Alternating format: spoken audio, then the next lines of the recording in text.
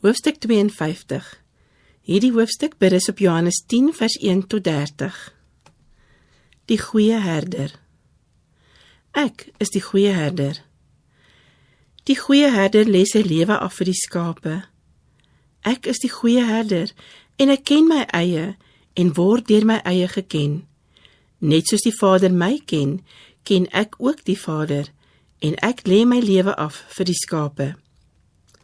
Weereens het Jesus sy gehoor deur middel van alledaagse beelde bereik. Hy het die invloed van die Gees vergelyk met koel verkwikkende water. Hy het homself voorgestel as die lig, die bron van lewe en vreugde vir mens en natuur. Nou beskryf hy in 'n pragtige herdersbeeld die verhouding tussen hom en sy gelowiges. Geen prentjie was bekender onder sy gehoor as hierdie een nie. En Christus het dit vir altyd met hom vereenselwig. Die disippels sou nooit kon aanskou hoe 'n herder sy kudde versorg sonder om die Heiland se les te onthou nie. Hulle sou Jesus in elke getroue herder sien. Hulle sou hulself in elke hulpelose en afhanklike kudde sien. Die profeet Jesaja het hierdie beeld vir die Messias se sending gebruik in die vertroostende woorde: O Sion, verkondiger van goeie boodskap, klim op 'n hoë berg. O Jerusalem, verkondiger van goeie boodskap, hef jou stem op met mag, hef dit op, wees nie bevrees nie.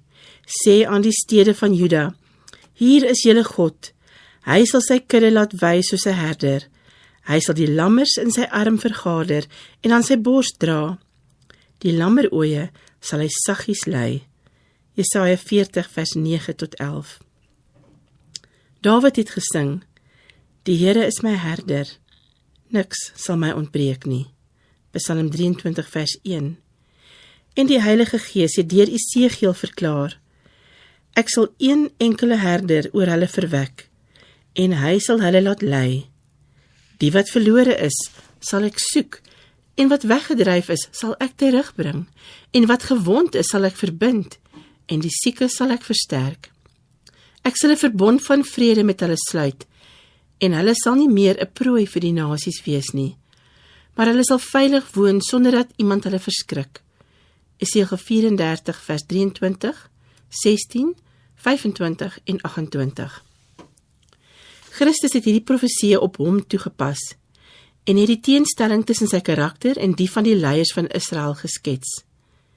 Die Fariseërs het pas een uit die kudde verdryf, omdat hy durf getuig het van die krag van Christus. Hulle het 'n siel verjaag, wat die ware herder na hom toe getrek het. Hierdeur het hulle getoon dat hulle die werk wat aan hulle toevertrou is nie geken het nie, en dat hulle onwaardig was om herders vir die kudde te wees. Nou het Jesus die kontras tussen hulle en die goeie herder aangetoon en daarop gewys dat hy die ware herder van die Here se kudde is. Voor hy hier kom, verwys hy egter na homself onder 'n ander beeld. Wie nie by die deur in die skaapstal ingaan nie, maar van 'n ander kant af inklim, hy is 'n dief en 'n rower, sê hy. Maar hy wat by die deur ingaan, is 'n herder van die skape. Die Fariseërs het nie besef dat hierdie woorde teen hulle gemik was nie. Toe hulle nog onder mekaar redeneer oor die betekenis daarvan, het Jesus reguit vir hulle gesê, ek is die deur. As iemand deur my ingaan, sal hy gered word, en hy sal ingaan en uitgaan en veiding vind. Die dief kom net om te steel en te slag en te verwoes. Ek het gekom, dat hulle lewe en oorvloed kan hê. Christus is die deur van die kudde van God. Deur hierdie deur het al sy kinders van die vroegste tye af ingekom. In Jesus, soos aangedui in sinnebeelde, getipeer in simbole, soos geopenbaar in die profeseë, soos onthul in die lesse wat hy aan die disippels geleer het, en in die wonderwerke wat hy vir die mense verrig het hulle die lam van God, wat die sonde van die wêreld wegneem, Johannes 1 vers 29, gesien. En deur hom word hulle in die kraal van sy genade gelei. Baie het ander voorwerpe vir die geloof van die wêreld kom aanbied. Seremonies en stelsels is besin waardeur die mens gehoop het om regverdiging en vrede by God te verkry en om so by sy kraal te kan ingaan. Maar die enigste deur is Christus. En almal wat iets anders in die plek van Christus aangebied het, almal wat getrag het om die kraal langs 'n ander weg binne te gaan, is diewe en rowers. Die Fariseërs het nie by die deur ingegaan nie. Hulle het langs 'n ander weg as Christus ingeklim, en hulle het nie die rol van 'n ware herder vervul nie. Die priesters en owerstes, die skrifgeleerdes en Fariseërs het die lewende weivelde vernietig en die bronne van die water van die lewe besoedel. Die skrif gee 'n helder beeld van hierdie valse herders. Julle versterk die swakkes nie en maak die siekes nie gesond nie, en die wat gewond is, verbind julle nie, en wat weggedryf is, bring julle nie terug nie. Maar met strengheid heers julle oor hulle, en met hardheid. Esegiel 34 vers 4. In alle eeue het filosowe en onderwysers die wêreld van teorieë voorsien om die siel se behoefte mee te bevredig. Elke heidense volk het sy groot leraars en godsdienststelsels gehad wat 'n ander verlossing as deur Christus verkondig het en wat die mense oë van die Vader se aangesig afgewend en hulle harte met vrees vervul het vir hom wat hulle altyd net geseën het.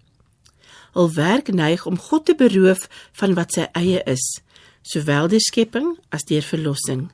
En hierdie valse leraars beroof ook die mens. Miljoene mense is aan valse godsdienste vasgeketen, in slaafse vrees bevange, in gevoellose onverskilligheid en werk soos diere sonder hoop of vreugde of strewe hier, en met slegs 'n vae vrees vir die hiernamaals. Net die evangelie van die genade van God kan die siel ophef. Oorpeinsing van die liefde van God soos in sy seun geopenbaar, ontroer die hart en wek die kragte in die siel op soos niks anders kan nie. Christus het gekom om die beeltenis van God in die mens te herskep. En wie die mens wegkeer van Christus af, keer hulle weg van die bron van ware ontwikkeling. Hy beroof hulle van die hoop en doel en heerlikheid van die lewe. Hy is 'n dief en 'n rower. Hy wat by die deur ingaan is 'n herder van die skape. Christus is sowel die deur as die herder. Hy gaan deur homself binne. Dit is deur sy eie offer dat hy die herder van die skape word. Vir hom maak die deurwagter oop, en die skape luister na sy stem, en hy roep sy eie skape by hulle naam en lei hulle uit. En wanneer hy sy eie skape uitgebring het, loop hy voor hulle uit, en die skape volg hom, omdat hulle sy stem ken.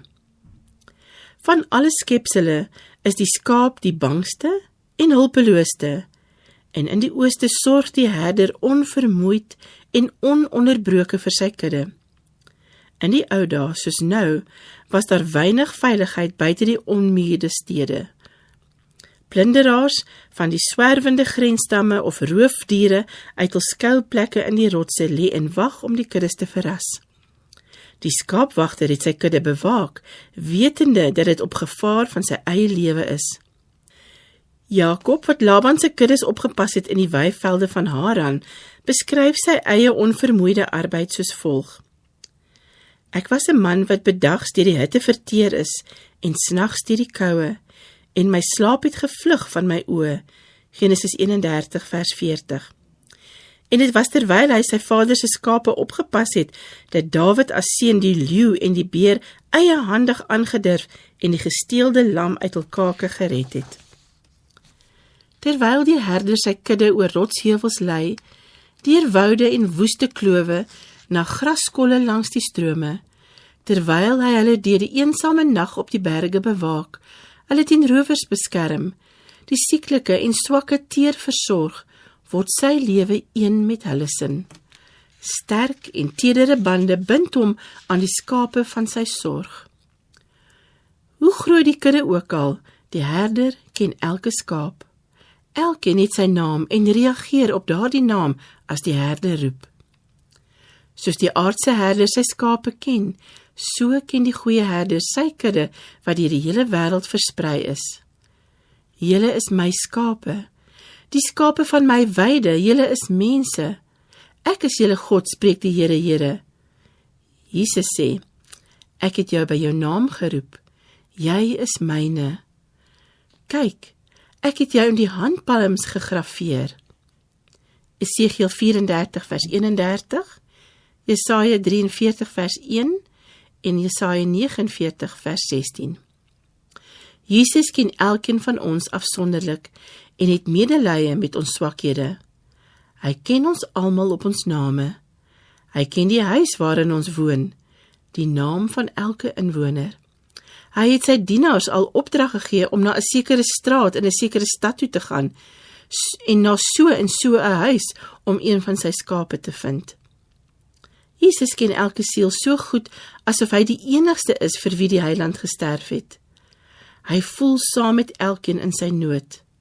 Die noodkreet bereik sy oor. Hy het gekom om alle mense na hom toe te trek. Hy nooi hulle, volg my, en sy gees beweeg hul harte en trek hulle na hom.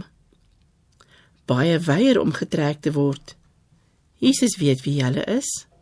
Hy weet ook wie sy roepstem met blydskap aanhoor en gereed is om onder sy herdersorg te kom.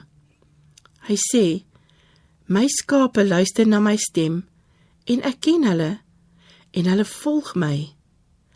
Hy sorg vir elkeen, asof daar nie nog een op die hele aarde is nie.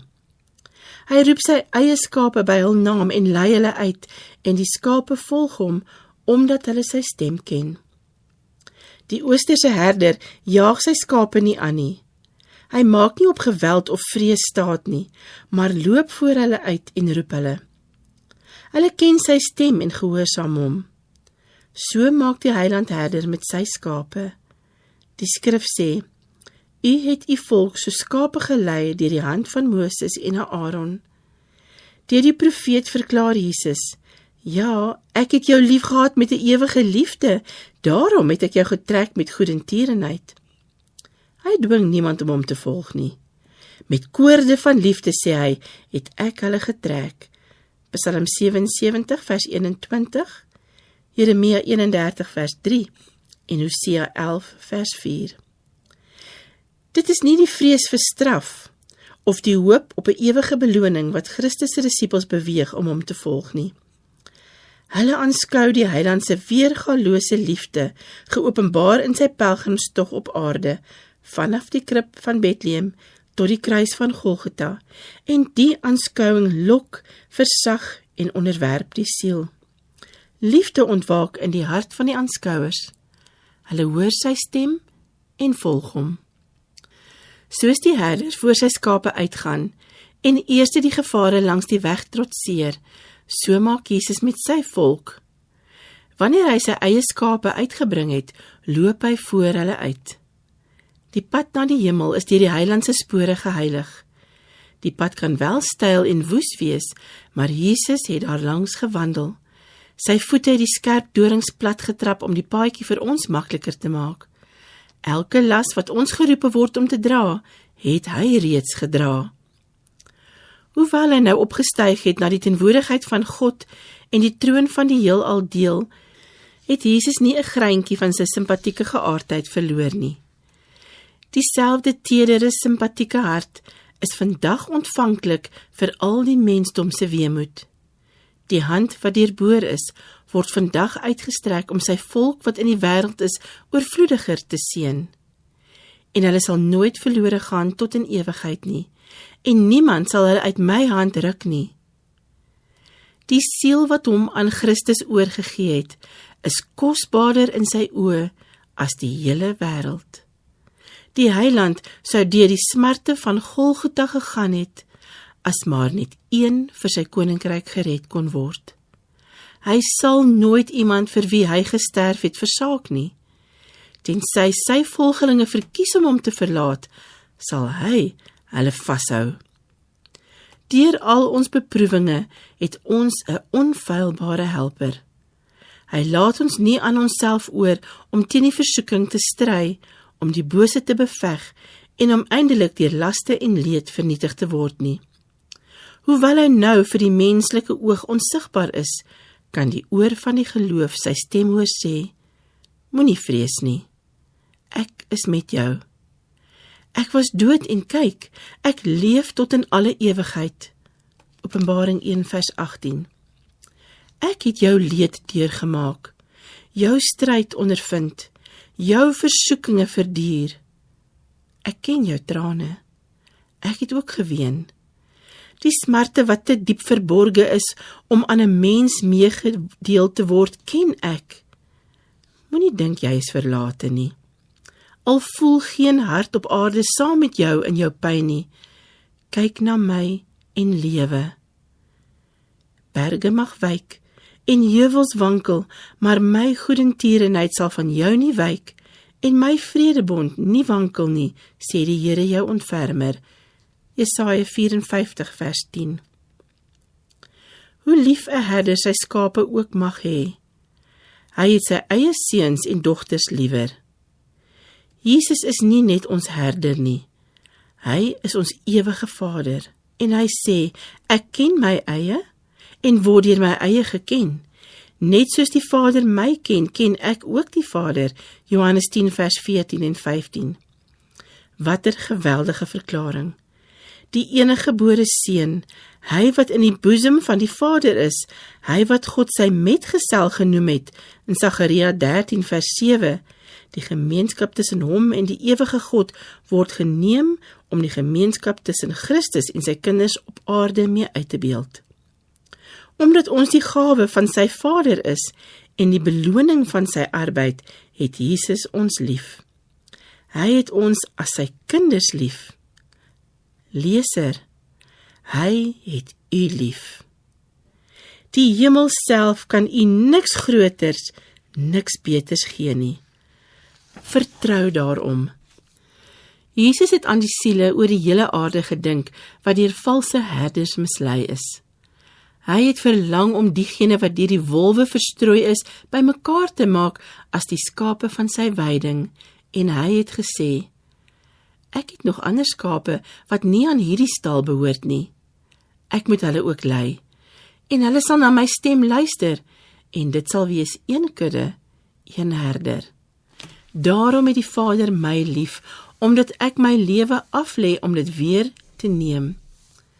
Dit wil sê, my Vader het julle so lief gehad, dat hy my nog liewer het, omdat ek my lewe aflê om julle te verlos. Deur julle plaasvervanger en borg te word, deur my lewe af te lê, deur julle laste, julle oortredinge op my te neem, het ek dierbaarder vir my Vader geword.